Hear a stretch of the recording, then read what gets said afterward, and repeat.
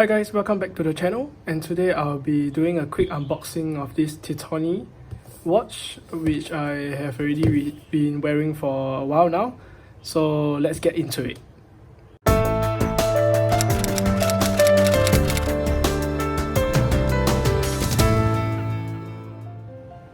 Alright guys, so this is the unboxing.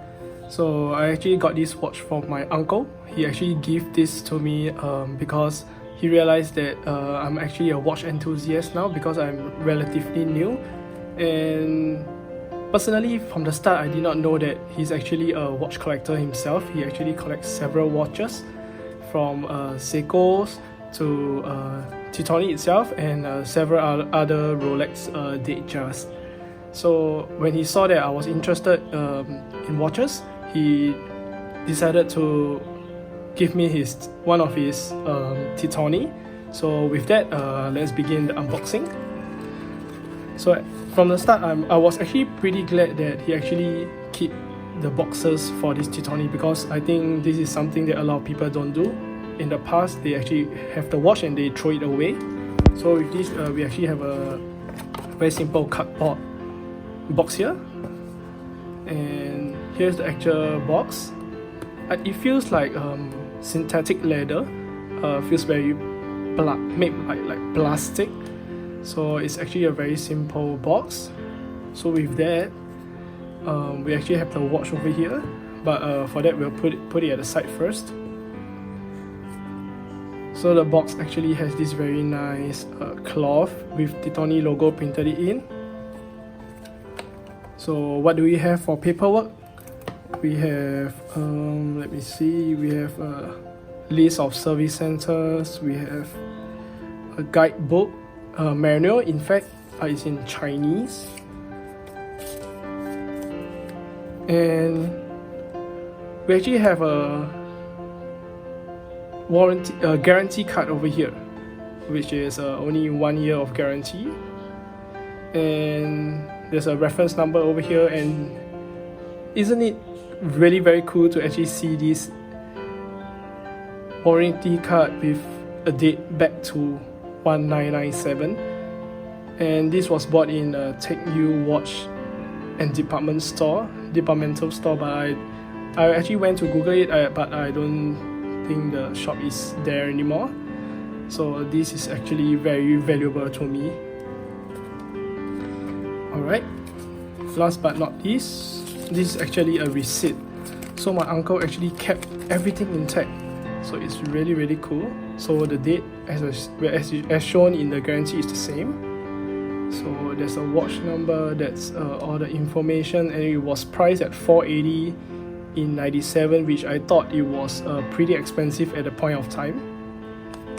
So for now, $480 is like, I mean, it's not cheap, but for what you can get $480, there's a lot of selection now. So that's for the paperwork and the box. So we just put it on the side. So here's the watch. Isn't it gorgeous? So this model is actually known as the Titoni Cosmo King Day Date. It's 747, gold plated on the bezel. Alright, let me take this out first. So this watch actually runs on an ETA 2834-2, and on the dial you can see that it's an automatic movement, and it has 25 jewels. So on the dial you can see that there's a day complication, which is Tuesday today, and a date complication over here. So it's hand winding and hacking. So on the first pull, you can actually set the day and date. So what I really like about this watch is actually they show the day, and with a number at the back. And what's really interesting is that on the Sunday, it's actually red, and you have a Titoni logo over there. I thought that was a really nice touch. And another way would be just changing the date itself. And last but not least, the hands and That's all. Let's set it to 1010. Alright. Oh, and not to forget, while I was adjusting, it's a screw down case. And it has a sign crown. So with this, the dial is relatively complicated. As you can see, there's a lot of things going on. We have a applied Titoni logo as well as their insignia. We have a printed Roman numerals.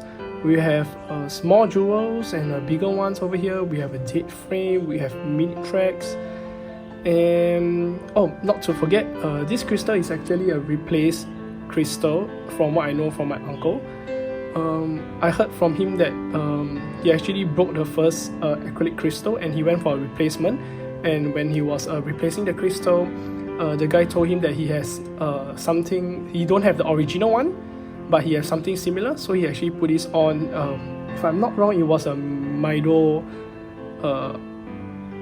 it's not sapphire, I think it's just a acrylic crystal itself.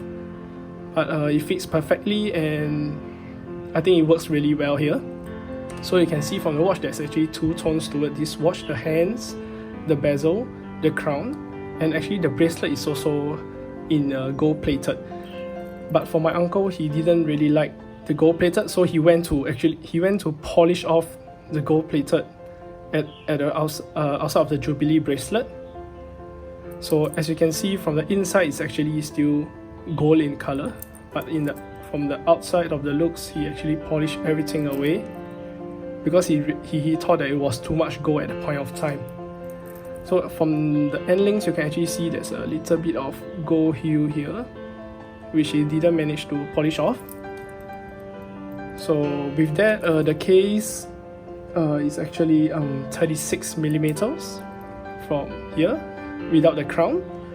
And from lug to lug distance, where I'm putting my thumb and my index, is around 44 millimeters. The lug to lug, the lug width is 20 millimeters. And the thickness of the watch is only a mere 11 millimeters. So it's really very thin, as you can see from here. So with the original Jubilee bracelet,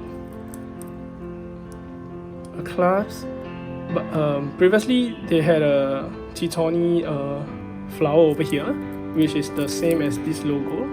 But my uncle said that he actually knocked off something and it actually went missing, and he didn't manage to actually find it in the house anymore. So there goes a weird hole over here with a Titoni clasp. Okay, so it's just a very simple clasp. Many micro adjustment over here, which I thought it was relatively useful. So let's move to the back. So at the back of the watch is also the same. There's a Titoni engraved Cosmo King, water resistant, automatic 747, and etc. So I really love this watch because I always thought that everyone should own a day-date complication. Even though now they are doing it differently with the day-date window at 3 o'clock, but I think this is a classic look. Though many would actually say that this is a homage to the Rolex day-date. But I mean, at a fraction of its cost, I think it looks really beautiful. So there's, and also not to forget, there's no lume in this watch. There's no applied lume, no nothing. So at night, you might face a little bit issue with checking the time and etc. So with that, let me actually do a wrist roll for you guys. So my wrist is actually 6.25 inches to 6.3. So as you can see, why I really like the Jubilee bracelet is that it fits perfectly because the links are smaller as compared to Oyster bracelet. So let me do a wrist roll here. It fits perfectly.